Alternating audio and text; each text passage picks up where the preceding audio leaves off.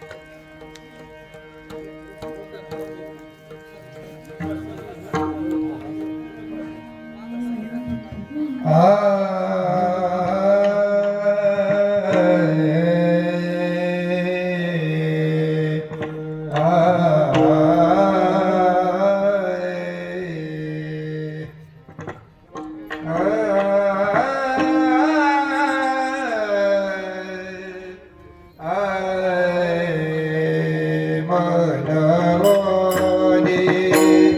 शरण जावे मनवोनी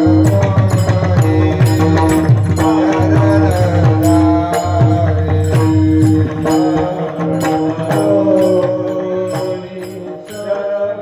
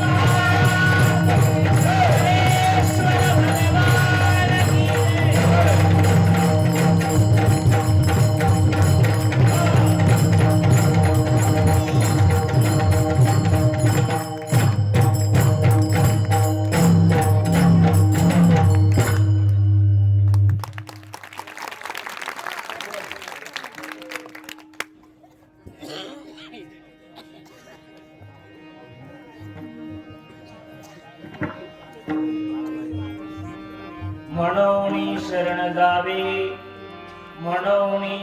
जावे सर्व भावे देवासी तो भाव करीन पार भवदुस्तरण दिसा बहु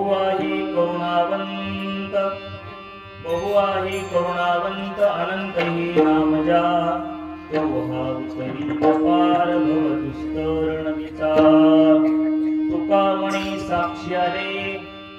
तुका म्हणे साक्षी आले तरी केली प्रगट तो भाव करीन पार भवदुस्तरण दिसा विभुमेनुनादं चरन्तं दुरन्तं स्वयं लीलया गोपवेशं ददानं गवां रङ्गकानन्दनं चारुहासं परब्रह्मलिंगं भजे पांडुरंगा प्रथम नमन दुसरे चरण संतांच्या त्यांच्या कृपानेकतेचा विस्तार बाबाजी सद्गुरुदास कृपा कलावती जीवोद्धरार्थावतारं कलंकांकते ज्योतिकामोदिवक्त्रं कलानिशिवादापणोहार दक्षं समाधिस्थमूर्तिं भजे प्राणदेवं नमो ज्ञानेश्वरा नमो ज्ञानेश्वरा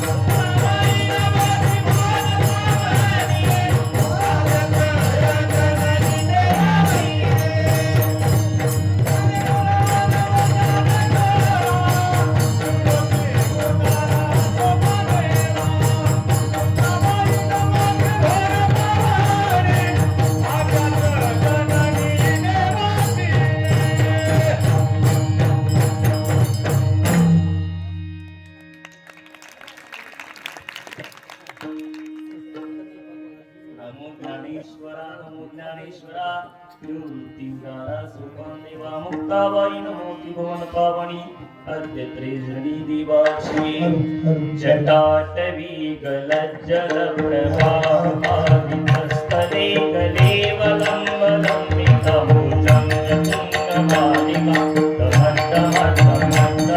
विनादवट्टमर्वयं चकार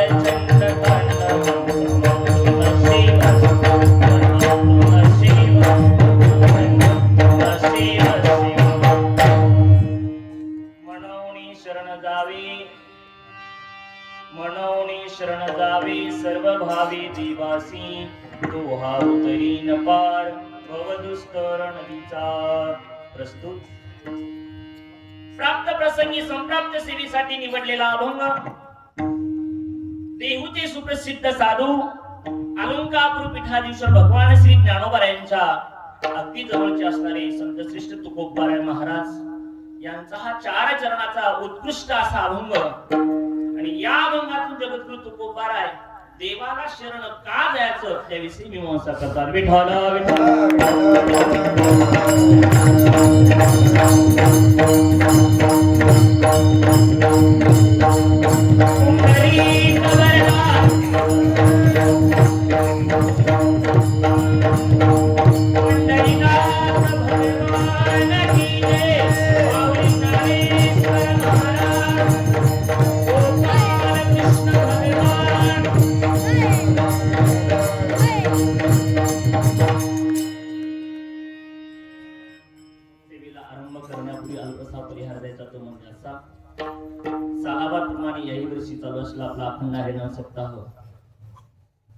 सप्ताहामध्ये प्रातस्मरणीय काकडा आहे. महाराज सुद्धा उपस्थित झालेले आहेत. गाडी बघा. काकडा ही साधारण साधन नाही. काकड्याला आपण नसतो तो भाग वेगळा म्हणून, काकडा ही साधारण साधन नाही.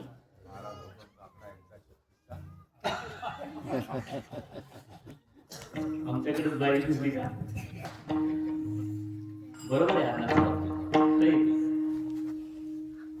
बरीचशी महाराज मंडळी काकड्याचा आणि त्यांचा 36चा आपला असतो, म्हणजे येत नाहीत काकड्याला. पण काकड्याचं महात्म्य असं आहे, काय महिमा वर्णू आता सांगणे किती, कोटी ब्रह्म हत्या मुख पाहता जाते. एवढी ताकद आहे महाराज काकड्यामध्ये सुद्धा. म्हणून महाराज सुद्धा उपस्थित झाली. त्यांच्याही चरणी नतमस्तक होतो. सर्वच गुणीजन मंडळी आहे, साथीदार मंडळी आहे. अण्णांनी एक वाक्य सांगितलं होतं, कलाकार नाही ही मंडळी, ही साथीदार मंडळी आहे.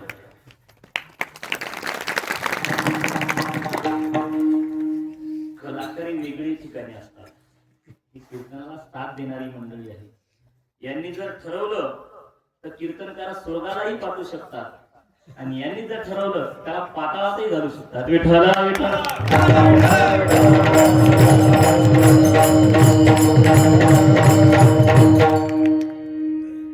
गायनामध्ये खूप शक्ती आहे, वादनामध्ये खूप शक्ती आहे. कारण भगवान शंकराचं वाद्य आहे, साधारण वाद्य नाही. आणि साक्षात मला आवर्जून सांगावंसं वाटते, खूप जणांनी तुम्ही टाळ्या वाजल्या आमच्या भीमदादासाठी. मूर्ती लहान आहे पण कीर्ती खूप महान आहे. समोर बसल्यानंतरच कळतो पुढच्याला किती. हा जो आहे तो वडेश्वराचा प्रसाद आहे आमच्या.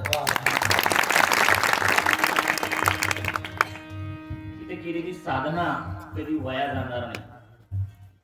ते क्षेत्रच तसं आगळं वेगळं आहे काहीतरी. खूप जणांना अनुभव येतो तिथं आल्याच्या नंतर. आणि खरंच जागृत देवस्थान आहे. विठ्ठला विठ्ठला.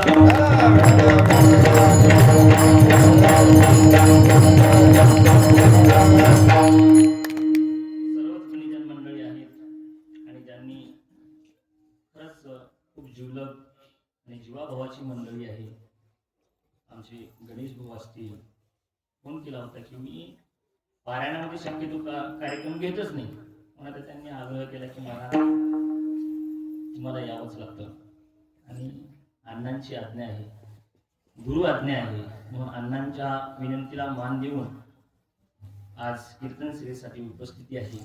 सर्वच मंडळी आहे, गावातील मंडळी आहे, आमचे पांडुरंग बाबा आहे, इकडली टाळकरी मंडळी आहे. सर्वांचंच नाव काही मला घेणं शक्य नाही. साऊंड सिस्टीम सुद्धा गोड आहे, चोपदार सुद्धा धड धाकड आहे.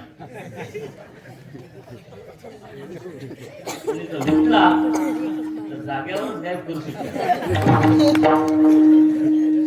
साधारण नाही. तुम्ही आल्याच पाहिजे ते इथं घाबरून गेलो. विठाला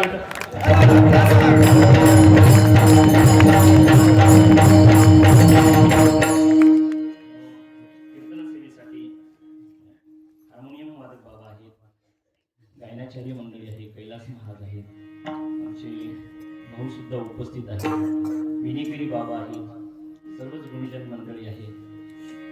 सर्वांच्या चरणी पुनश्च एकदा नतमस्तक होतो. गुरुवर्य अण्णा असतील, आई असतील, एक ओवी आवर्जून मी कीर्तन सेवेसाठी सांगत असतो.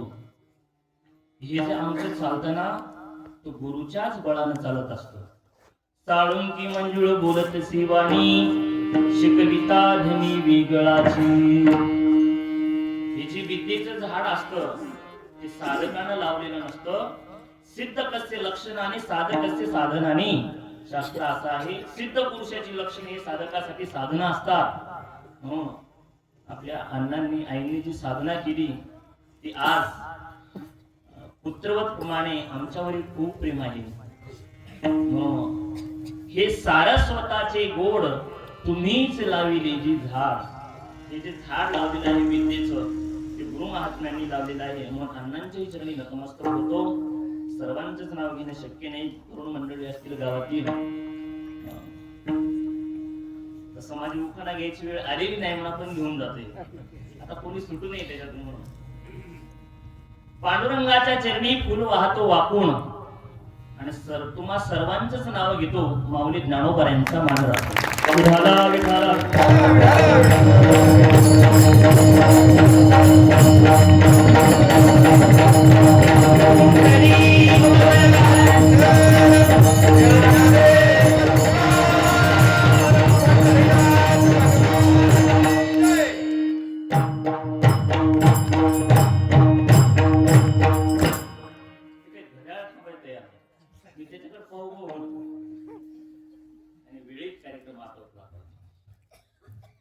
आणि ज्यांच्या मुखार विंदातून तुम्ही कथा श्रवण करत आहात, श्रीराम कथा, परमपूज्य आदरणीय प्रातस्मरणीय आपले गुरुवर्य महाराज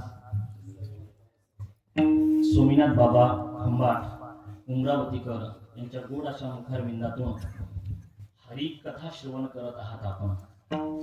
फार महत्वाची गोष्ट आहे. कोणाच्या मुखातून काय श्रवण करावे याला सुद्धा शास्त्र आहे. म्हणून योग्य वक्ता योग्य श्रोता असल्यानंतरच त्याचे परिणाम जाणवत असतात. सर्व गुणीजन मंडळी आहे, पांडुरंग बाबा असतील, गुरुजी असतील, सर्वांच्या चरणी नतमस्तक होऊन आपण आपल्या अभंगाकडे येऊया. विठाला विठाला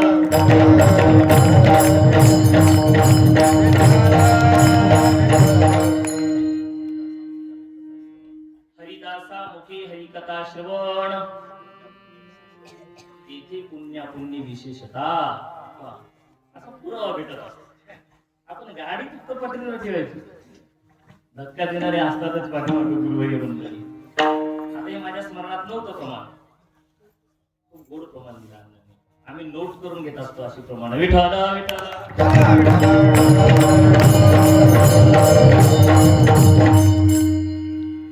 या अभंगातून जगद्गुरु तुकोबाराय देवाला शरण का जायची याविषयी मीमांसा करतात.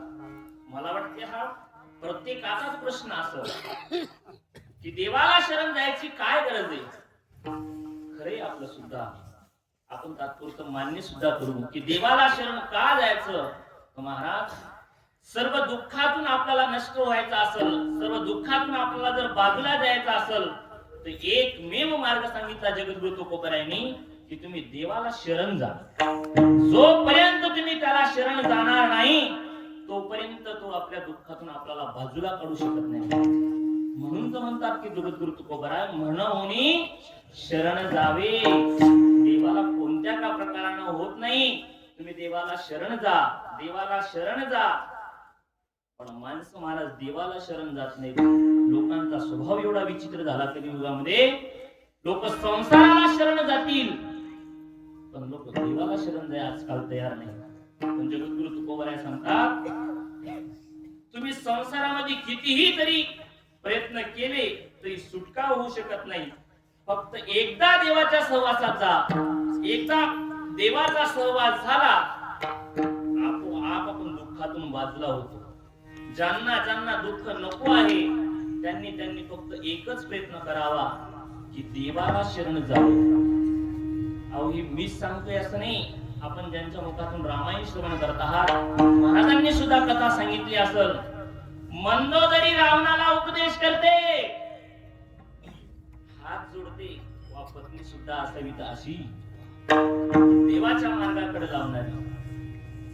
देवाच्या सहवासात पाठवणारी मंदोदरी रावणाला उपदेश करते की ऐका हो, तुम्ही जे कृत्य केलेले ते वाईट कृत्य आहे, पण खरंच तुम्ही जर प्रभू रामचंद्राला शरण गेलात तर तुम्ही दुःखातून नष्ट व्हाल, तुमच्यावर कोणतेही दुःख येणार नाही, तुम्हाला देव पदरात घेतील. पण शेवटी तो रावण जे रावण असतो तो देवाला शरण जातच नाही महाराज, मरल पण देवाला शरण जात कोण? रावण. मना मोकळं म्हणा रामकथा चालू आहे. विठाला विठाला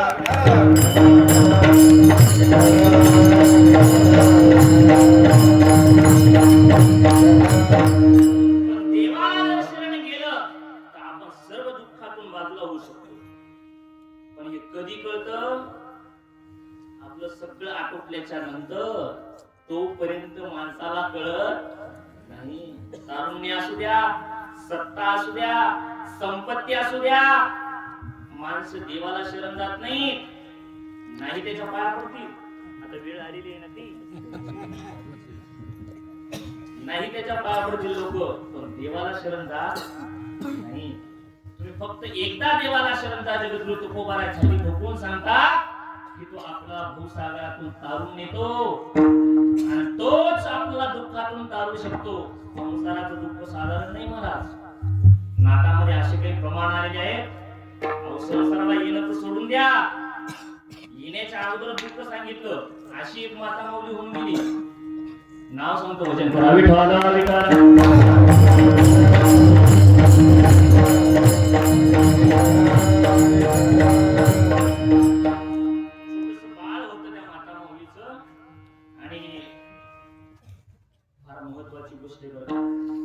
आपल्याला दुःख का भोगावं लागते याचं उत्तर सांगते मी तुम्हाला.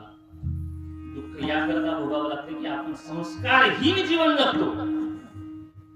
काही पूर्वीच्या माता मावल्या होत्या की बाळाला गर्भापासून संस्कार होते. उगाच कोणाच्या पोटी कोणते रत्न जन्माला येत नाही. रत्न जन्माला येण्याकरता कुस तेवढी पवित्र असावी लागते. महाभारतामध्ये 2 श्लोक आलेले, असे खूप श्लोक आहेत महाभारतामध्ये, पण 2 श्लोक माझ्या वाचनामध्ये गेलेले आहेत गुरुवाऱ्यांच्या कृपाशीर्वादाने. आईचं जर पुण्य असेल तर मुलगा महाराज सुशील बनतो. सुशीलो मातृ पुण्येन पितृपुण्येन चतुरता उदार वंश पुण्येन आत्मपुण्येन सौभाग्यता. आईचं जर पुण्य असेल तर सुशील मुलगा निघतो. पितृपुण्येन चतुरता, वंशाचं जर पुण्य असेल तर उदार मुलगा निघतो. पुरणपोळी तूप टाकून थोडं सोपं आहे. आता तुम्ही तूप म्हणण्याच्या अगोदर तिथून आवाज येतो चूप. अशी उदार जर मंडळी पाहिली तर असे श्लोक आठवतात आम्हाला. उदार वंश पुण्य, त्या वंशाचं पुण्य आहे. विठ्ठला विठ्ठला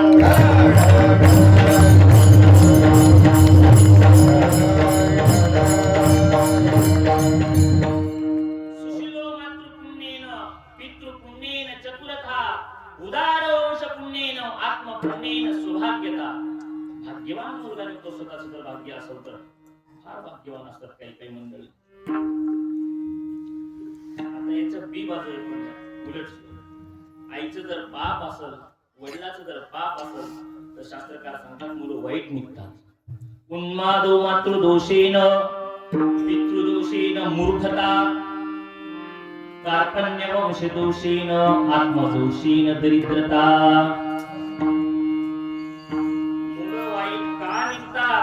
याला सुद्धा कारण शास्त्रामध्ये माता पिताच सांगितले आहे.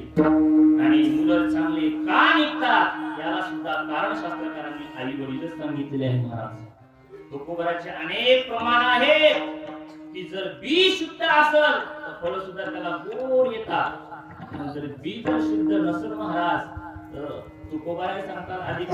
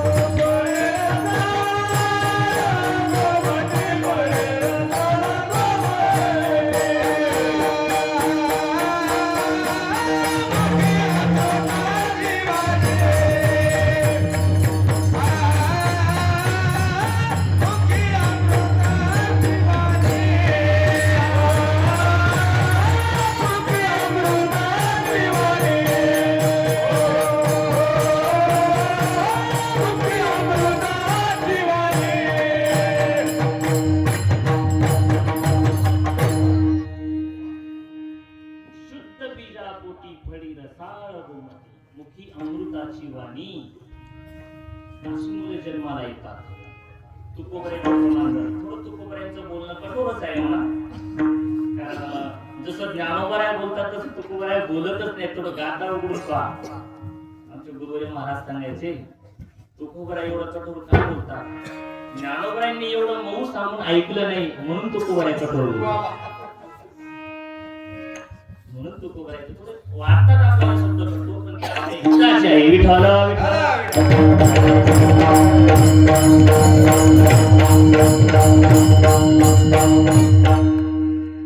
माऊली बोललेच, एक तर बोलतच नाही ज्ञानोबा आणि बोललेच तर शेवटचा शब्द ज्ञानोबांच्या ज्ञानेश्वरीचा की मूर्ख म्हणतात.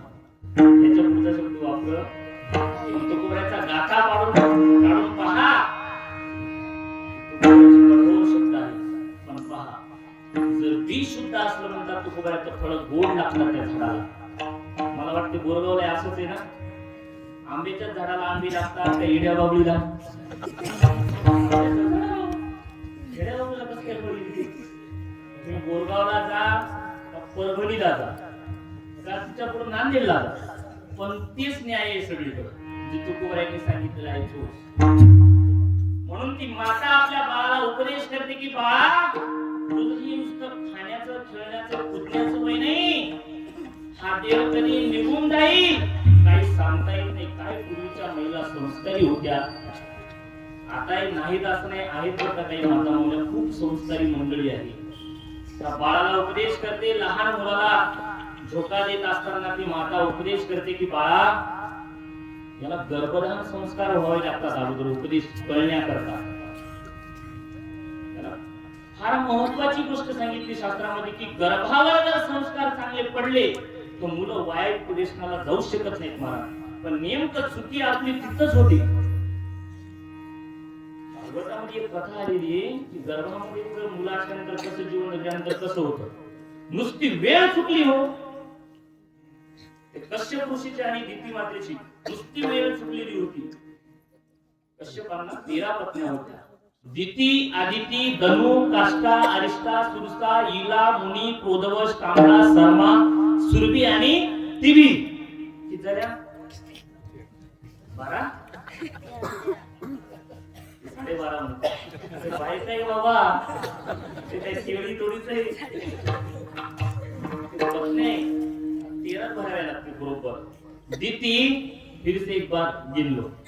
दिती, आदिती, धनु, काष्टा, अरिष्टा, सुरसा, इला, मुनी, प्रोदवश, ताम्रा, सरमा, सुरभी आणि तिबिया. बरोबर 13. आता जर कोणाला नाव ठेवायची पंचायत तेवढे नाव पाठवून ठेवा. आले की नाव ठेवून द्यायचं, कोणाला विचारायची गरज नाही. त्याच्यातली जी दिती माता होती ना सर्वात मोठी, नेमकं त्यांना संतान नव्हतं. आणि दिती मातेनं कश्यप ऋषीकडे प्रार्थना केली की महाराज मला संतान नाही. ऋषी महाराजांनी सांगितलं कश्यप ऋषींनी की दिती नेमकं ही वेळ चुकलेली आहे पा तुझी. ऐकलं नाही दितींनी ऐकलं नाही, गर्भधारणा झाली. आणि आता ऋषींनी सांगितलं की दिती आता तुला एक मुलगा नाही, तुला 2 मुलं होती. आणि तेही कशी होतील? राक्षस. नुसती वेळ चुकली तर काय झाले? राक्षस. फार महत्वाची वेळ आहे. आणि खरंच त्या दितीनेही सांगितलं महाराज मला ही ऋषी पत्नी म्हणतात. जर राक्षस माझ्या पोटी जन्माला येत असतील तर मी वंशालाच त्यांना जन्मालाच घालणार नाही म्हणे. आणि खरंच ना तिने पोटात ठेवलं. किती दिवस? 1 नाही, 2 नाही, 3 नाही, 100 दिवस नाही, वर्ष. पण महाराज शेवटी काही तास पण बाहेर पडावं लागलं त्यांना. बाहेर पडले खरंच महाराज राक्षस म्हणूनच जन्माला आले. आणि त्यांचंच नाव काय? हिरण्याक्ष, हिरण्यकश्यप. बरं ते राक्षसच शेवटी एका दिवसामध्ये एका हाताची वाढायची. एका दिवसात एका हाताची वाढायची. वाढणार का पण दुसऱ्याला त्रास द्यायची. आता राक्षस म्हणल्यानंतर काय स्वतः करल का हो?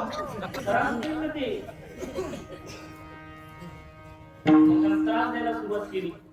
बरं, रोज एका हाताची वाढत होते. तर तुम्ही मला प्रश्न विचारसाल की महाराज रोज जर एका हाताची वाढत होती तर कपडे कोणती घालत होते? त्याचं पहिलं उत्तर असेल राक्षस कपडे घालत नाही. काय? राक्षस कपडे घालत नाही. आणि तुमच्या शंकेचं समाधानच करतो. थोडक्यात घालत होते खालून दोतर वरून पंचा, काय कपडे बदलायची गरज आहे त्यांना? शेवटी ते राक्षसच होते ना. हे राक्षस का जन्माला आले? केवळ महाराज वेळ चुकली. फार मोठी जबाबदारी आहे महिला मंडळावर असेल, पुरुष मंडळावर असेल. नुसते जन्माला घालणं हेच जबाबदारी नाही, तर संस्कार करणं आज काळाची गरज आहे. पण आपण नेमकं तिथं चुकतो का? दुसरं काही नाही. म्हणून आपल्याला दुःख भोगावं लागतं. मी प्रश्नाचं उत्तर देते की आपल्याला दुःख का भोगावं लागतं? चुकी झाली महाराज. आणि आपल्याकडूनही तशा चुका होत असतात, जशी दिती मातेकडून चुकी झाली तशी. होत नाही. पूर्वीच्या महिला मंडळ, मुलगा जर गर्भामध्ये असेल, मुलगी जर गर्भामध्ये असेल तर ज्ञानेश्वरी पारायण, गाथा पारायण, अमृतानुभवाचं पारायण, चांगदेव पासष्टी असे ग्रंथ वाचत होत्या. आता तसं राहिलं नाही. सण हरणे, पलंगावर पडणे, हातात रिमोट घेणे, दंगल चालू. चायनाला दंगल, काय कोणते चॅनल मला इंग्लिश माहित नाही, मला ऐकून सांगतो. आता ते जर दंगल पाहत असल तर गावात आहे ना सप्ताह करेल का जन्माला आहे ना? ते आले की दंगलच. विठाला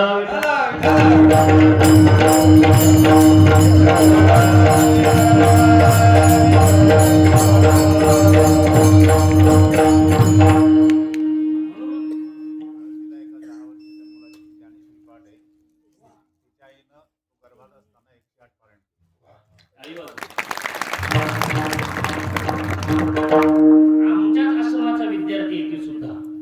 मी जिथं शिकलो आमच्या गुरुवारी महाराजांकडे, तोच पाठाला येतोय आता सुद्धा. मुलगा सोहम नावाचा मुलगा आहे, युट्यूबला टाकून पहा तुम्ही. 4थीलाच मुलगा आहे, 10 वर्षाचा, पूर्ण ज्ञानेश्वरी पाठ येते. याचं कारण काय? तर केवळ संस्कार. लहान मुलं तुम्ही साधारण समजून का? हे आपल्या घरातले सीसीटीव्ही कॅमेरे.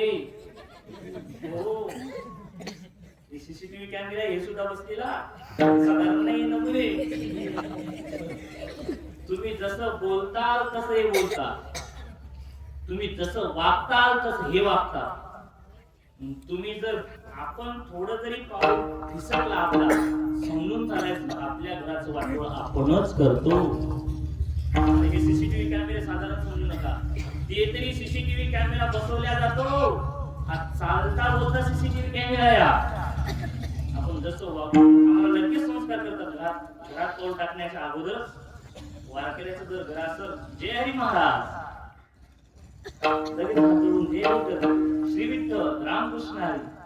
वारकऱ्याचं नसू द्या असं वर महाराज हो पुत्राज होत्या, काही देणं घेणं नाही.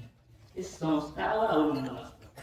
म्हणून आईची फार मोठी जबाबदारी आहे, वडिलांची फार मोठी जबाबदारी आहे. या घोर कलीच्या काळामध्ये मुलं बिघडत चाललेली आहेत. लहान लहान मुलं सप्ताह कशा करता, गाथा पारायण, ज्ञानेश्वरी पारायण, साधू महात्म्य आपलं देह कशा करता कष्टवतात, हे काहीतरी यांच्यामध्ये सुधारणा झाली पाहिजे. जगाकडे लक्ष देतात कशा करता. नाहीतर त्यांची जर स्थिती पाहिली तर पंचदशिकार सांगतात, न निरोधो न चोत्पत्ती, न बद्धो न साधका, न मोक्ष मुक्त इत्तेशा परमार्था. उच्च कोटीच्या अवस्थेला पोहोचणारे संत महात्मे सुद्धा आपल्याकडे का लक्ष केंद्रित करतात, तर केवळ त्यांच्या अंतःकरणामध्ये दया असते. चला परमार्थाला लागली पाहिजे. घोरकलीच्या काळामध्ये आपण दुःख का भोगतो, तो केवळ महाराज दुःखाचं कारण सांगितलं, संगतीचा परिणाम. लहान लहान मुलं साधारण समजू नका.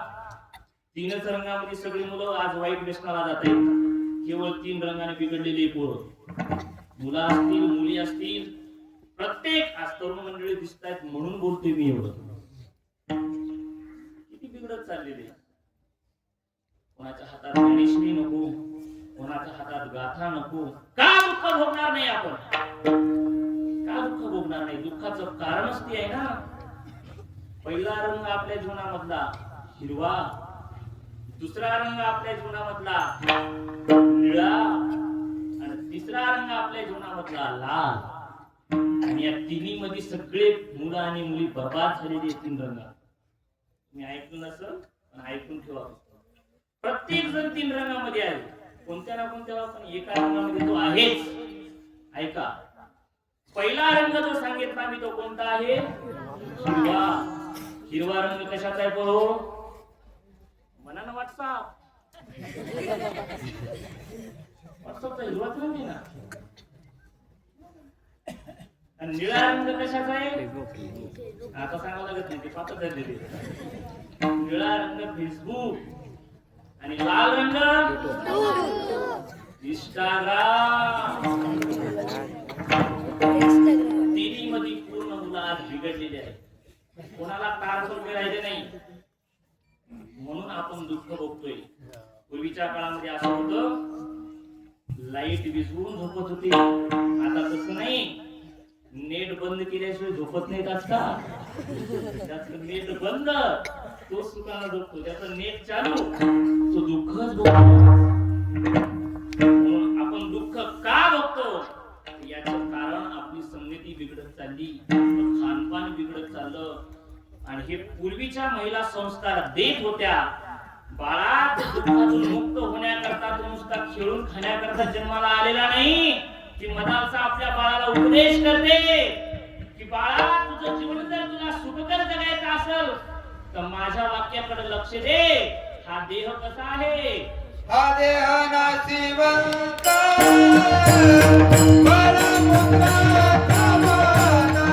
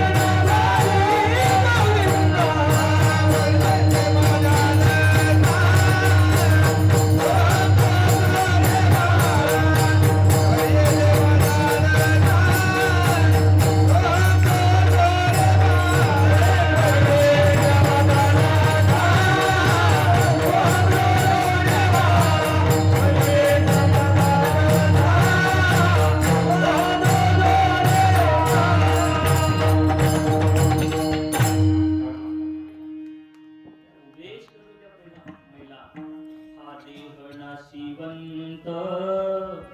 खरंच ते नाशिवंत आहे. तुम्ही किती मेकअप करा, किती फिरवल्या कोणत्या लावल्या, ते काय वापरायचं ते वापरा. याची एक दिवस मला पाठ नाही म्हणून म्हणतो. कोणतं काहीही वापरा, बापा बापा तिथं सोडून द्या. या देहावर एवढी अभिलाषा झाली लोकांची. माफी मागून सांगतो मी, आता वय झाल्यानंतर टक्कर पडलच की हो. या औषध वापर. अरे राग होणारे राजा त्याचे एक दिवस याच्यातच पूर्ण आयुष्य बर्बाद होत चाललं. याच्यामध्ये गुरफटून राहत नाही. शहाणी मंडळी येते, त्या बाळाला उपदेश करते की बाळा तुला दुःख या देहामुळे आहे. अजून खूप काही मदालसंधी प्रमाण आलेले आहे. 9 मास कष्ट लासी दावगाने प्रसूत झाली. येताच कर्मदार तुझी बाळ आढळली. आकांत जननी दुःख माये भाऊ.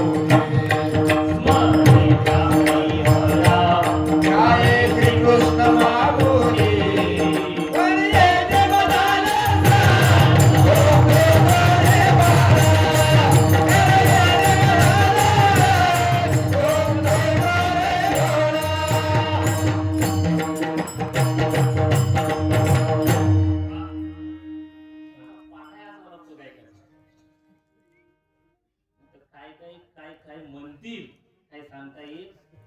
हे नाटक म्हणा किंवा मदालसा म्हणा हे पाठ राहण्याकरता वारकऱ्याचा जन्म असावा लागतो. विठ्ठल विठ्ठल.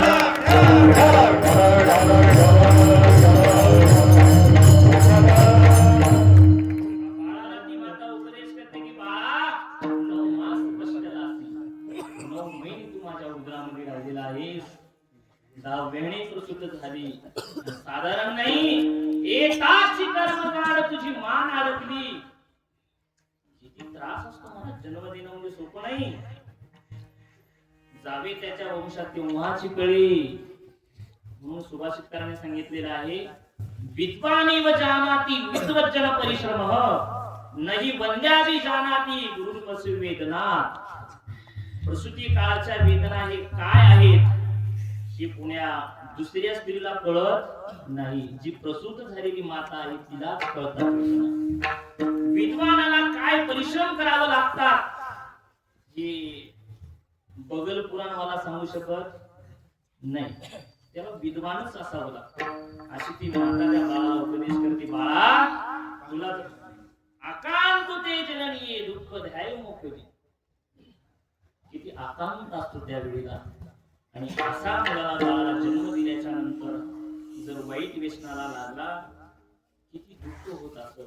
या सर्वांच्या दुःखाचा नष्ट जर व्हावा असं वाटत असेल सगळी दुःख तर ती माता बाळाला उपदेश करत असताना जगद्गुरु तुकोबाराय सांगतात संसाराचं दुःख साधारण नाही. या संसाराचं दुःख जर आपण ऐकलं माणसं रडतील यात काहीच नाही हो. संसार प्रत्येकाला रडतोच. त्याचा स्वभावच ते रडला नाही तर मग वेगळी गोष्ट. पण प्रत्येकाला संसार हा रडवतो. म्हणून कसा रडवतो हे मी तुम्हाला सांगणार आहे. पण अगोदर मला एखादं प्रमाण घेऊ द्या. विठ्ठल विठ्ठल.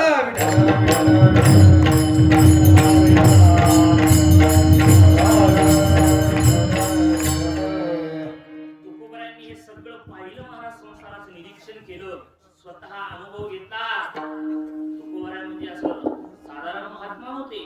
जगद्गुरु तुकोबाराय आहेत ते. तुकोबारायांनी पाहिलं की संसार प्रत्येकाला रडवतो. एक ना एक दिवस तरी प्रत्येकाला रडावं लागतं. म्हणून तुकोबाराय सांगतात की बाबांनो तुम्ही एकच काम करा की देवाला शरण जा.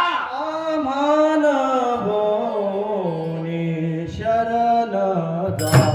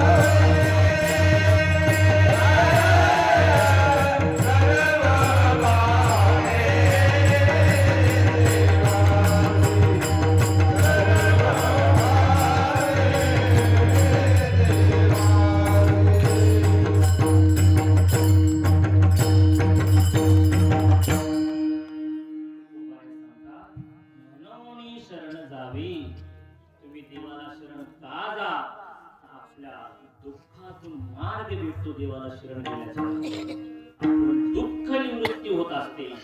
आत्यंतिक दुःखाची निवृत्ती झाली की परमानंदाची प्राप्ती लगेच आहे माणसाला. पण महाराज संसारातलं दुःख नष्ट होणे एवढी सोपी गोष्ट नाही. अहो या घोर कलीच्या काळामध्ये जनावरे सांगतात लोकांचा स्वभाव असा बनत चालला, लोकांना जे गोड आहे ते कडू वाटतं आणि जे कडू आहे ते गोड वाटतं. त्याला ओवी सांगतो, विषयी विषयाचा परिपाडू गोड परमार्थ लागे कडू, कडू विषय तो गोडू जीवासी झाला. जीवाचा स्वभाव असा बनत चालला, किती टोले बसू द्यावं साधारण दुःख आहे संसारात. बरं मी तुम्हाला विचारतो, आता हे 2 तास विना असतो तर सप्ताहामध्ये विना पारा घ्या म्हणून अनाउन्समेंट करावं लागते रोज, तरी लोक येतात का? येत नाही. बरं या विण्याचं वजनच किती असेल बाबा? 22 किलो नाही, लय झालं 1 ना 2 किलो, लय झालं 2 किलो. मी घेतले राहिला तेव्हाच पाहिजे मी अंदाज 1.5 ते 2 किलोच्या मध्ये.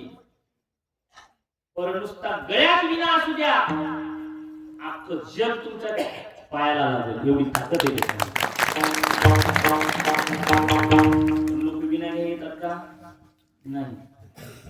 ते 10-20 किलोचा बदक्या नातू राहतो, आमच्या गावाला बोंबलं फिरतात त्याला घेऊन.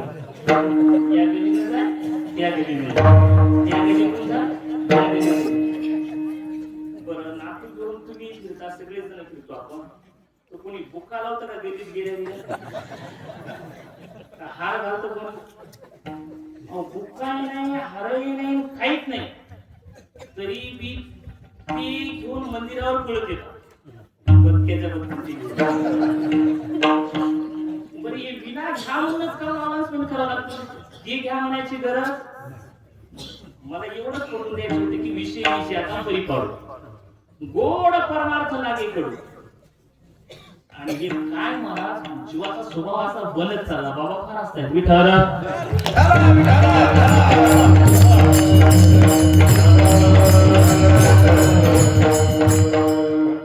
जीवाला विषयामध्ये फार तृप्ती वाटते, पण विषयामध्ये माणसाची तृप्ती नाही. सुरुवातीला आनंद वाटतो, सुख वाटतं, पण ते सुख कायमस्वरूपी टिकत नाही. माऊली ज्ञानोबा सांगतात संसारामध्ये जर कोणी मुखानं सुख आहे म्हणत असेल तर माऊली म्हणतात हे बोलण्याची खरे नव्हे, त्याचं बोलणं सगळं खोटं आहे म्हणतात. संसारी जरी असते सुख तरी का तेजी ती सनकादी कृषी काही वेडे होते, तरी काय ती वेडे म्हणावे अखंड वृंदावनला जाऊन राहायला. शहाण्या माणसाचं लक्ष नाही. विठाला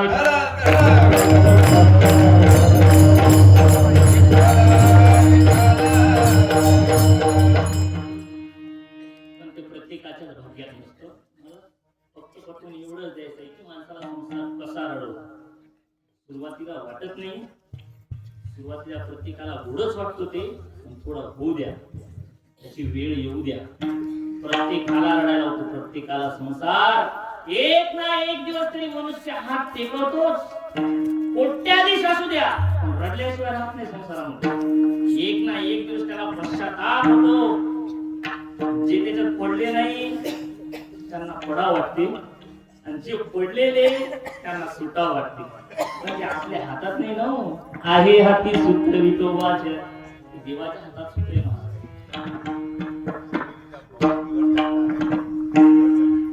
शरीर जब बहुत बिगड़ जाता है तब बुद्धि सुधर जाती है. म्हणजे सगळे स्टेशन संपले की आता वाटते की आपण चुकीच्या गाडीत बसलो, पण मुक्काम जवळ आला नसतो. आता तिथं उतरावंच लागते, तिथं पर्याय नाही दुसरा. म्हणजे बसलेले आहेत त्याच्याकरता एक सांगतो महत्वाची सूचना, बसलेले नसाल तर भानगडीत पडू नका. बरे नवीन जे बसतात ना त्यांना वाटते हे सगळं खोटे, नको बाबा हे महाराज सांगतात ते सगळं खोटं आहे, पण ऐका लक्षपूर्वक, खरंच संसार एक दिवस रडवतो. काय झालं होतं, एक असं नवीन नवीन लग्न झालं होतं.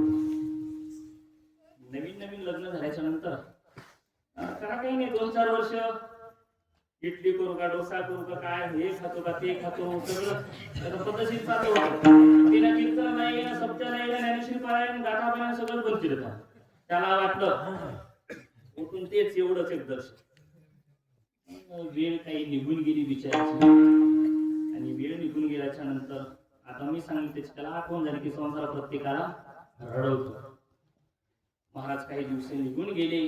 दिवस निघून गेल्याच्या नंतर एके दिवशीचा प्रसंग आहे. ती बोलली महाराज, आणि बोलतच असतात.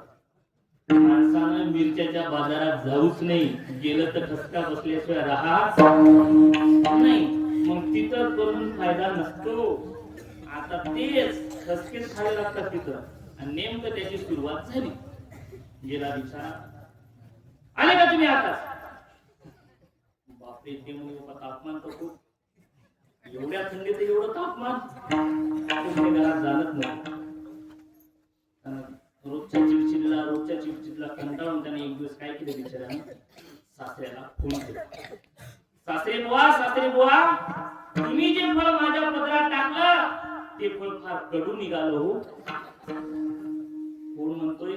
जावई म्हणतोय इकडून सासऱ्याला. सासराही तिकडून बातमी ऐकल्याबरोबर सडासा रडायला लागला. सासरा ऐकतोय जावयाची बातमी. सासरे बुवा, तुम्ही जे फळ माझ्या पदरात टाकलं ते फळ फार कडू निघालं हो. तिकडून सासऱ्यानं गोड उत्तर दिलं, जावई बुवा, तुमच्या तरी पदरामध्ये मी एकच फळ टाकलं. त्या आख्या फळाचं झाड माझ्या घरी आहे. मी कोणापाशी जाऊन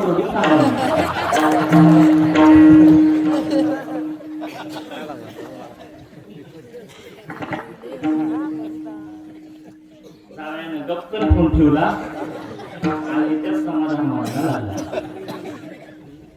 मला सांगायचा मुद्दा एकच की संसार प्रत्येकाला रडवतो, एक ना एक दिवस तरी रडवतो. म्हणून जगद्गुरु तुकोबराय म्हणतात की तुम्ही देवाला शरण जा.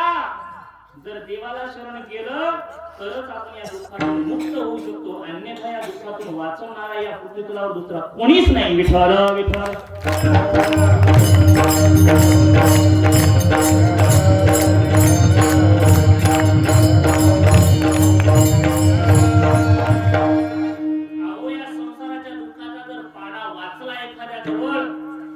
माणसाजवळ द्या सोडून हो.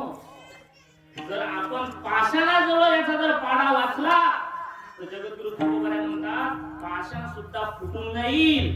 अनेक दुःखे सांगू मी किती, सकळ संसाराचे स्थिती, सदा हे पाषाण फुटती, भयका चित्ती भरला ते. अनेक दुःखे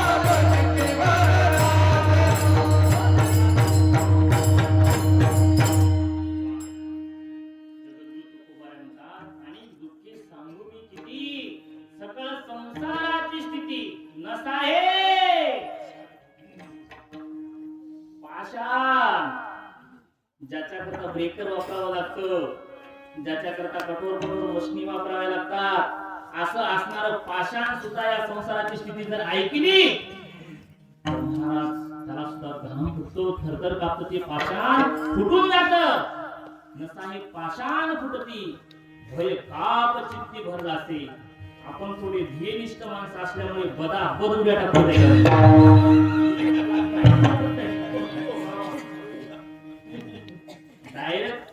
उडी टाकल्यानंतर हिंदी महासागराला का जायला तो पण माणसं उडी टाकत असताना विचार करत जे होईल ते होईल हो, प्रत्येक जण उडी टाकतोच विठ्ठल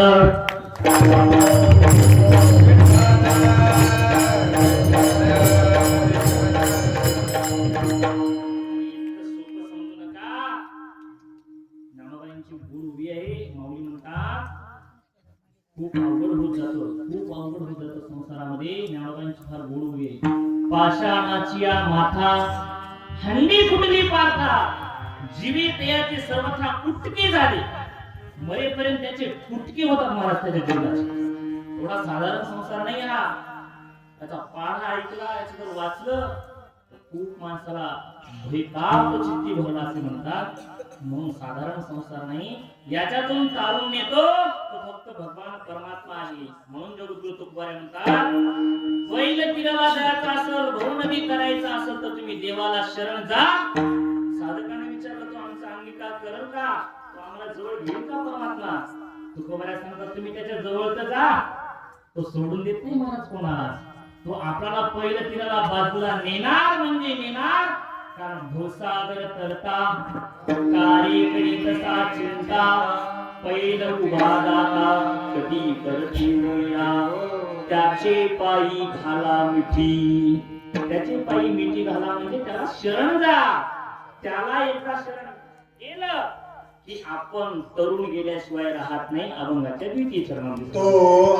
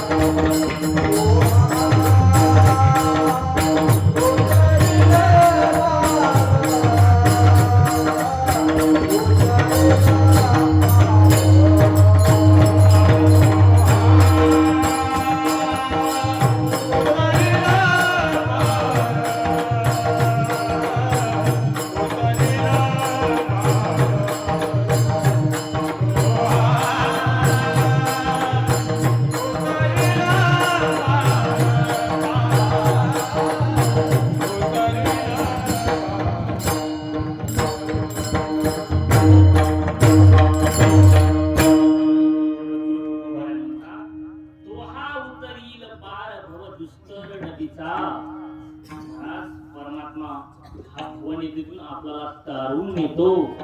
त्याच्यासारखा दुसरा नावाडी नाही. तोच एक नावाडी आहे या भुवनदीतून तारून येणारा, दुसरा कोणी नाही महाराज. म्हणून त्याला शरण गेलं पाहिजे. रोज त्याचं स्मरण केलं पाहिजे की देवा एकदा का होत नाही, माझ्याकडे लक्ष ठेवा बरं, मी सुद्धा आहे बरं. देवाकडे प्रार्थना केली पाहिजे रोज उठल्यानंतर, माझ्याकडे लक्ष ठेवा बरं, मी सुद्धा आहे बरं या जगतामध्ये. एकदा का त्यांना आपल्याकडे पाहिलं, जगद्गुरु तुकोबाराय म्हणतात, तो हा उतरील पार भव दुस्तर नदीचा. ही असणारी ही भवनदी तो तारून येतो महाराज. कोणी तारून येऊ शकत नाही. ही नदी साधारण नाही, त्याला कुठं माया म्हटलेलं आहे. गीतेमध्ये श्लोक आलेला आहे, दैवी हेषा गुणमयी मम माया दुरत्या मामेव ये प्रपद्यन्ते माया मेतां तरन्ते. माझ्याशिवाय ही माया शकत नाही. आपल्याला जर वाटत असेल की मी स्वतः करून जातो, शास्त्रकार सांगतात नामोबाराय तैसे असे कित्येक जण आले, तैसे असतेच्या महापुरी रिगताती कोटीवरी. पण एखादाच कोणीतरी परिप्राप्तीच्या पहिले तरी विपावीला आणि गेल शक्यतो निघतच नाही म्हणा, पण एखादाच कोणीतरी निघणं इतकं सोपं नाही. पण देवाला शरण गेल्यानंतर ते अशक्य गोष्टही नाही. ज्ञानोबा सांगतात एकच दिला तरले जे सर्व भावे मत भजले त्या आईलाची थडी सरले मायागाळ. त्याच्या अलीकडल्या स्थळावर मायागाळ संपून जातो. म्हणजे माया फार कठीण आहे. ही माया काय आहे? नसणारं जगत आपल्याला दाखवते आणि असणारा परमात्मा झुकून टाकतो. माया दिसू देत नाही परमात्म्याला, माया आड येत असते परमात्म्याच्या. आणि म्हणून तर माणसं मायेच्या नादाला लागतात. की माया म्हणजे साधारण समजू नका. चांगले चांगले या माया नदीतून निघत नाहीत बाजूला. प्रत्येक जण उडी टाकतो, पण ही माया नदी साधारण नाही होणार. कुठं ना कुठं तरी आड येतेच माणसाला. कुठं ना कुठं तरी तिला थांबवावंच लागतं, पण ते थांबवत नाही. माया साधारण नाही. असलेलं जग देवाला कसं जातो ते मी सांगतो तुम्हाला. नसलेलं जगत दाखवते आणि आपल्याला दुःख भोगायला होती माया. आणि असलेला परमात्मा कसं झाकते पहा. काय होतं, एका गावामध्ये पूर्वीच्या काळामध्ये पोथी चालायची. बऱ्याच गावात चालत होत्या म्हणा पोथ्या, रामायण, भागवत, ज्ञानेश्वरी. रोज संध्याकाळच्या वेळेला हरिपाठ झालं की एक तास लोक श्रवण करत होते. कोणी एखादं सांगत होतं, पण आता ते राहिलेलं नाही. अहो कोणाला वेळच नाही कोणाला आता. ते सांगणं ऐकणं लांब राहिलं. कारण प्रत्येकाच्या हातात काय आलेले आता? राक्षस, ती मोबाईल. एकाच सोप्यावर आई आहे, एकाच सोप्यावर वडीलही असतात आणि त्याच सोप्यावर मुलगाही असतो. पण तिघही एकमेकाला बोलत नाही. किती मोठा राक्षस हातात आहे तिघाचा आहे. कोणीच बोलायला रिकाम नाही मला. जवळ पूर्वीच्या काळामध्ये लोक सुखदुःखाची देवाणघेवाण करत होते, बोलत होते. आईपाशी मुलं दुःख सांगत होते. पण आता आईलाच वेळ नाही. कोण्या ग्रुपवर काय आलं, कोणती साडी कधी विक्री करू, मकर संक्रांत झाली तरी साड्याचा लग्न चालू आहे त्या मोबाईल मध्ये. अजून एवढं मोठं दुःख त्या मोबाईलचे. लाडकी बहीण मी नाही म्हणत बाबा, ते लहान बहिणी असतात दादाजी पण दुःख आपल्याला केवळ मोबाईल. माझं तरी असं मत आहे,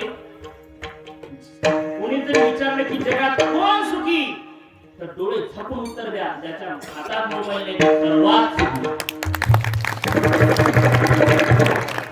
काही त्याला देणंही नाही, त्याला काही कोणाशी घेणंही नाही, पण मोबाईल ज्याच्या हातात नाही तो सर्वात सुखी. संसारा दिया एक सुख आहे, आठवावे पाय विठोबाचे, देवाचे पाय आठवलं पाहिजे. आपण नेमकं ते सोडून देतो आणि नाही त्याच्या पाठीमागे लागतो. पहा महाराज, पूर्वीच्या काळामध्ये पोथ्या चालायच्या आणि त्या पोथीमध्ये लोक श्रवण करायचे, ऐकायचे. विठ्ठल विठ्ठल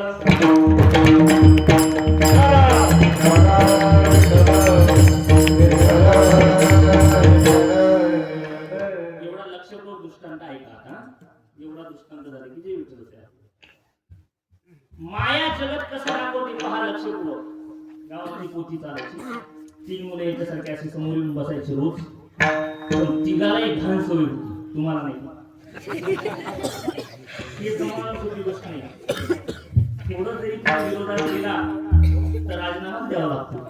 इथं विरोध जमत नाही, पोराजवळ जमत नाही. आम्हाला माहित आहे, आम्ही सांभाळतो. फार कठीण गोष्ट असते विद्यार्थी सांभाळणं. एखादी वेळेस जर आलं तरी बरे, तुम्ही मारून कुठून एखाद्या जागेवर बांधशाल तरी तिला. इथं काहीच जमत नाही पोराजवळ, कारण ते सीसीटीव्ही कॅमेरा तसा भारी असतो. तसे 3 मुलं समोर येऊन बसायचे रोज पोथीला, पण तिघालाही 3 घाण सवयी होत्या. आणि त्या घाण सवयीमुळे लोक त्यांना जवळ बसूच देत नव्हते. एकाला अशी घाण सवय होती, एकाला खाज लागली होती, त्याला काय म्हणतात, खरूज. आणि एक खरबूजचा असेल बरं का कार्तिक महाराज, खाद असेल, खरूज असेल, गचकरण असेल, त्याच्यावर मी ओवीच तयार केली. खाद, खरूज, गचकरण हे तिन्ही गुण संपन्न, तिथं खाजावे लागे जाण दोन्ही हात धरुनी. पर्यायच नाही त्याला, काय लागणार नाही. जे काही ज्ञानेश्वरीत नाही, बरोबर, हे वाचतात नाही, हे आपल्या हातात नाही.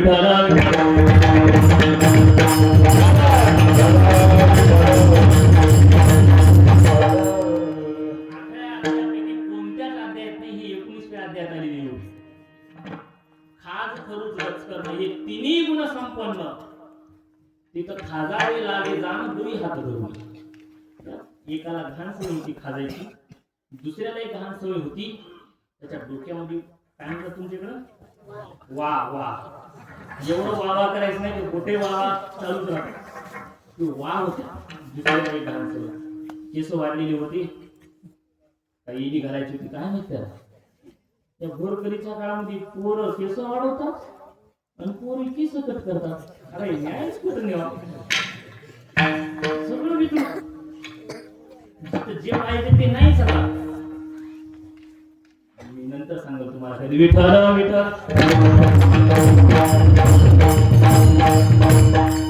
महाराजांसोबत दिल्लीला गेलो होतो, तिकडं ऋषिकेशला जात असताना तुम्हाला आठवत असेल, पण मी आता ते युद्ध सांगायचं नाही. अण्णा बसलेले, खूप अवघड गोष्ट झाली. मुलगा होय का मुलगी हे कळायलाच तयार नाही आम्हाला दोघांना. पण असे वागता येत आजकाल मुलं मुली, पण ते चुकीचे वागत जाऊ नये. तसं आहे, आपली संस्कृती जपलं पाहिजे माणसाने. एकाला घाण सवय होती, खाजवायची हातपाय खरूज झालेली होती, आणि एकाला सवय होती केस खाजवायची सवय, आणि तिसऱ्याला सवय होती 3 नंबरच्याला त्याला थोडं सर्दी झालेली होती, आणि त्याला कायम स्वरूपी सर्दी राहायची. त्याचा बताशा कुठं पडून त्याचा काही अंदाज नव्हताच. ते बरं ते थोडं बाजूला राहायचं, नाही त्याचा बताशा इथपर्यंत यायचा नसतो, पण टाळायचा तो. आणि माणसं नेमकी या तिघाला उठून द्यायचो, तर ते बसलं की लोक हे गुट त्या पोरीला एवढ्या विचार प्रेमानं ऐका यावी कथा, रामायण कथा चालू, आणि ते ऐकायला पुढे बसले लोक हे उठ तुला नाही हे उठ म्हणायचे.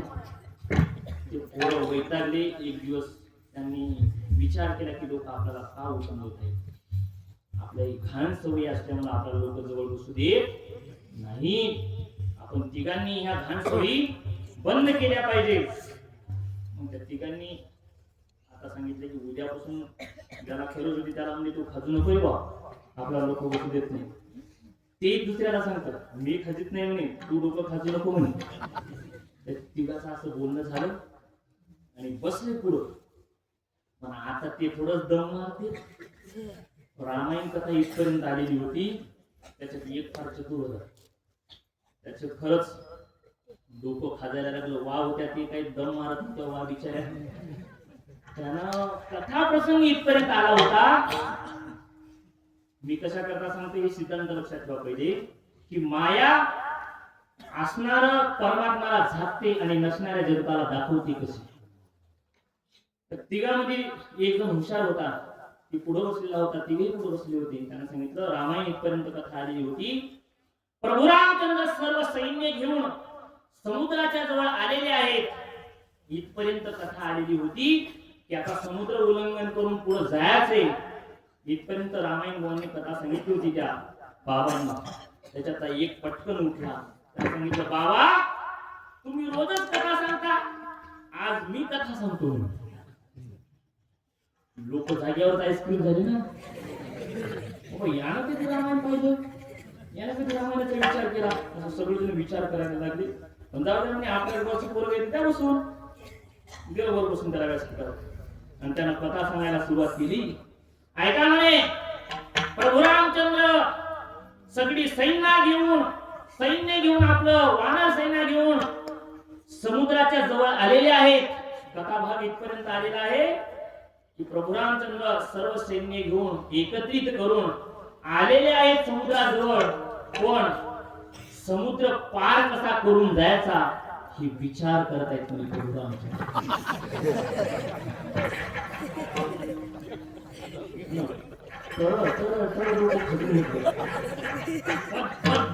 खाली पडल्या. आता हे कुणालाच कळालं नाही, पण ते दोघं होते ना मित्र, तिला कळालं. असं का बंट्या, तू एवढा शाळा कधीपासून झाला? तू कधीपासून एवढा सणा झाला?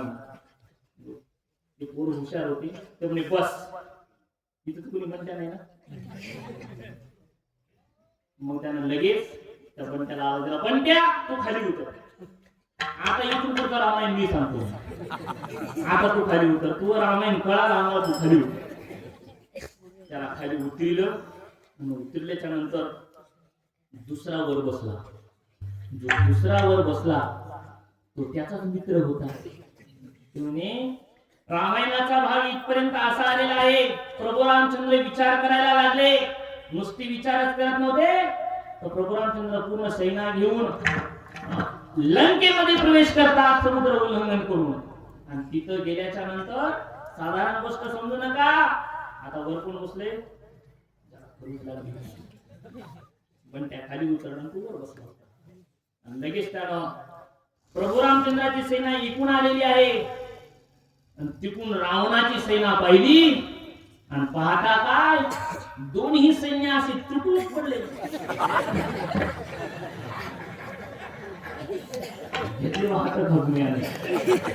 आता त्याच्यातला एक राहिला होता आणि वेळ त्याच्याकडे 10 मिनिटं होती. तुम्ही आता जर मी सांगितलं नाही तर मग नंबर हुकतो. हात खाजून घेतले आणि नंतर महाराज ते म्हणे आता तू खाली उतर, बस झालं म्हणे तू रामायण, आता इथून पुढचं मला रामायण सांगू. त्याच्यातला तिसराही वर बसला महाराज. तुम्ही रामायण इथपर्यंतच कथा आलेली नाही. प्रभू रामचंद्राचं सैन्य या बाजूला, रावणाचं सैन्य या बाजूला, दोन्ही तर तुटून पडले. पण पुढचा आहे का, एक एक एक एक धारातीर्थी पडायला लागला. पण ज्यावेळेस आता कोण सांगते कथा,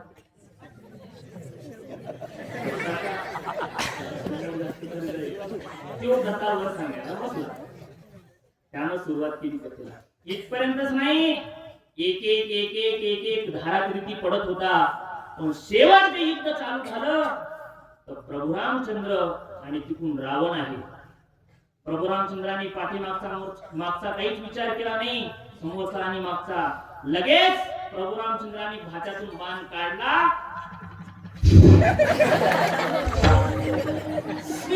उडायला लागला. एक बाण प्रभू रामचंद्र उडायला लागले. शंभर पुसून घेतला.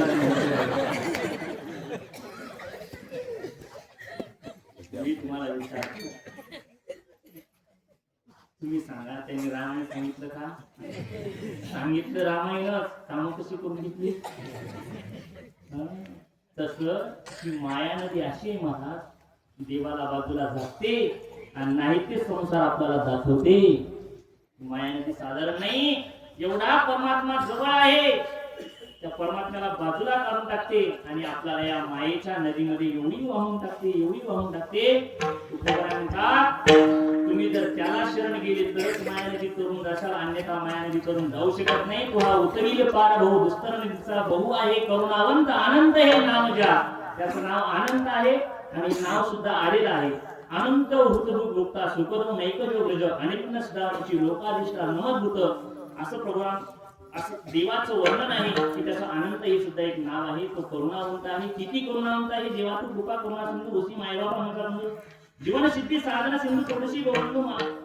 पण शरणागता वज्र पंज, त्याचा मुख्य विषय की त्याला शरण जावं लागतं. तुकोबारांवर त्याला जर तुम्ही शरण गेले तर मी स्वतः छाती ठोकून सांगतो म्हणतात की तुका म्हणे साक्षी आले, तुका म्हणे साक्षी आले, तुका म्हणे साक्षी आले.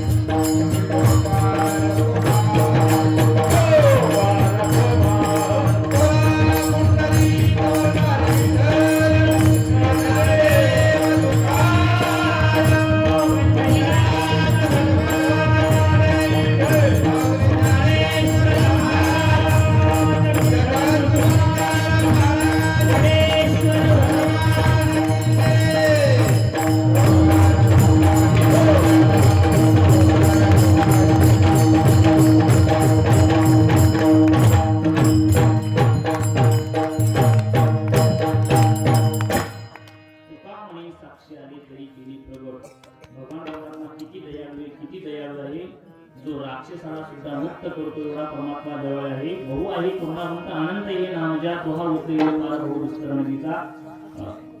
आज सर्वात महत्वाचा दिवस आहे.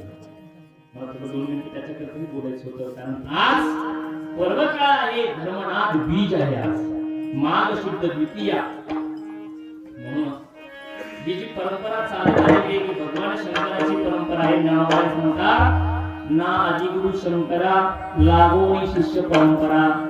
भगवान शंकरांनी आपल्यापर्यंत पोहोच केलेली ही गादी आहे. हा संप्रदाय हा मोठ्या संप्रदाय आहे. म्हणून आज धर्मनाथ बीज आहे. थोडक्यात चरित्र सांगतो, जास्त वेळ काही घेणार नाही. सेवेच्या अगोदर, वेळेच्या अगोदर आपली सेवा होईल. ऐका लक्षपूर्वक. एक मच्छिंद्रनाथ आणि गोरक्षनाथ ही दोन्हीही महात्मे फिरत असताना प्रयागराज क्षेत्राच्या ठिकाणी गेले. आणि गेल्याच्या नंतर असं घडलं, काही काळ तिथे त्यांनी घालवला. आणि मच्छिंद्रनाथ गोरक्षनाथ ही दोन्ही फिरणारे महात्मे होते, फिरते साधू होते. बैता पाणी फिरता साधू. कारण जसं पाणी वाहत असतं तसं साधू महात्मे फिरत असतात, तसे ते दोन्ही महात्मे फिरायचे. पण एके दिवसाचा प्रसंग आहे. आता मी अगोदरच त्याकरता घेतला की संसारामध्ये प्रत्येकाला रडावंच लागतं. तसं नेमकं असं घडलं होतं. त्या नगरीचा जो राजा त्रिविक्रम नावाचा होता, त्याची पत्नी रेवती होती. त्या त्रिविक्रम राजाला भगवान परमात्म्याचं काय नियोजन असं काही सांगता येत नाही, पण देवाने त्यांना घेऊन गेलेले होते. नेमकं असं घडलेलं होतं. राजा एवढा दयाळू होता, एवढा सद्गुणी होता, एवढा चांगला राजा होता, नगरीचं रक्षण करणारा राजा होता. नेमकं घडलं असं की राजाची प्राणज्योत मावळली. सगळी प्रजा शोकाकुल झाली. आणि प्रजा शोकाकुल झाल्याच्या नंतर गोरक्षनाथ महाराज होते तिथेच, मच्छिंद्रनाथ महाराज होते. गोरक्षांनी ते दुःख पाहिलं. गोरक्षांना ते दुःख सहन झालं नाही. गोरक्षनाथ महाराजांनी सांगितलं, एवढी प्रजा ही शोकाकुल का झाली? पाहिलं महाराज, त्रिविक्रम नावाचा जो राजा होता तो मृत्यू झालेला होता. त्याचा प्राणज्योत मावळलेली होती, म्हणून तो फार दुःखी होता. सगळी प्रजा दुःखी होती, सगळेजण दुःखी होते. कारण राजाच्या शोकामध्ये सगळेजण दुःखी होते. असा राजा आपल्याला परत भेटणार नाही, असा सद्गुणी राजा परत भेटणार नाही असं वाटायला लागलं. मग प्रार्थना केली गोरक्षनाथ महाराजांकडे सर्वांनी की महाराज आमच्या राजाला काही करा, पण जीवनदान द्या. गोरक्षनाथांनी ती आज्ञा त्यांची मान्य केली, विनंती मान्य केली. गोरक्षनाथांनी सांगितलं, एक तर तुमचा राजा उठेल आणि नाही जर राजा उठला तुम्ही देहांत प्रायश्चित्त घेईल. ही बातमी मच्छिंद्रनाथापर्यंत पोहोचली. मच्छिंद्रनाथ ध्यानस्थ होते. मच्छिंद्रनाथांनी पाहिलं राजांची प्राणज्योत कुठपर्यंत आहे, तर राजाची प्राणज्योत दुसऱ्या शरीरामध्ये प्रवेश केलेला होता त्या प्राणज्योतीने. कारण धर्मच आहे. वासांची जीर्णानी यथा विहारी नवानी गुणाती नरोपराणी तथा शरीराने विहारी अन्याने संयाती नवान देही. जैसे जीर्ण वस्त्र सांडले मग नूतन वेळी दे, तैसे देहांतराने स्वीकारे दे चैतन्य नाते. ज्याप्रमाणे आपण जुनं शरीर काढून टाकतो, नवीन सुद्धा परिधान करतो, त्याचप्रमाणे हे शरीर सोडल्यानंतर दुसरं शरीर आपल्याला प्राप्त होत असतं. तसंच राजाचं झालं आणि राजा दुसऱ्या शरीरामध्ये प्रवेश केलेला होता. पण सगळी प्रजा शोकाकुल होती आजच्या दिवशी. मग पाहिलं एवढी प्रजा शोकाकुल आहे.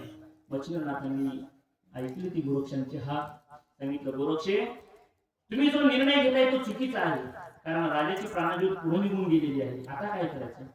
मच्छिंद्रनाथांनी सांगितलं, चलो म्हणे मग सरपण गोळा करतो. पर्याय काय दिसला? मी तर वचन घेतलेले, एक तर राजाला उठवेल, नसल राजाला उठत आलं तर मी माझा आज देहांत प्रायश्चित्त घेईल. शेवटी गुरु होती मच्छिंद्रनाथ. मच्छिंद्रनाथांनी विचार केला की आपल्याला शिष्यालाही वाचवायचा आहे आणि राजाला पण जिवंत करायचं आहे. मच्छिंद्रनाथांनी मागचा पुढचा विचार न करता मच्छिंद्रनाथ लगेच परकाया प्रवेश करतात.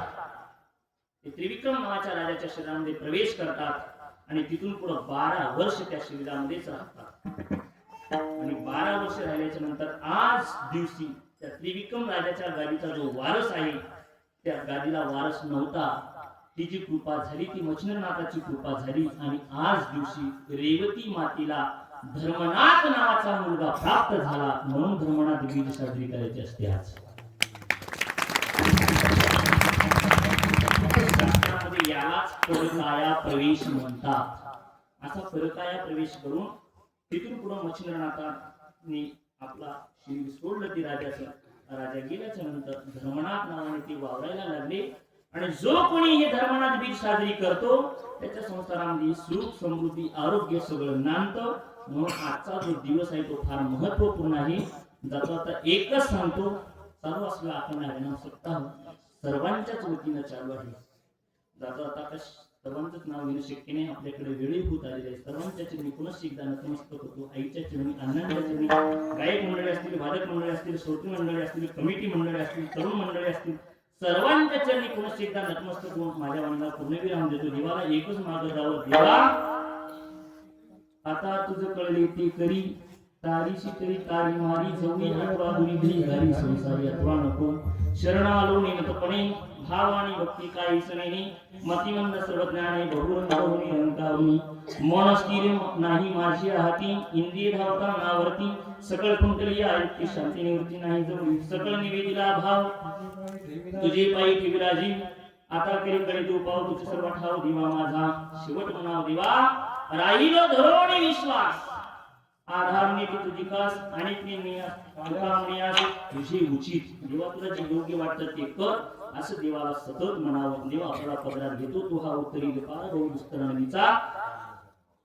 तुका म्हणे शरण आलो ते साधन, करी तो चिंतन रात्रंदिवस. आपण देवाचं चिंतन करावं हीच ईश्वरचरणी प्रार्थना करूया आणि वाणीला पूर्णविराम देऊया. ज्ञानेश्वर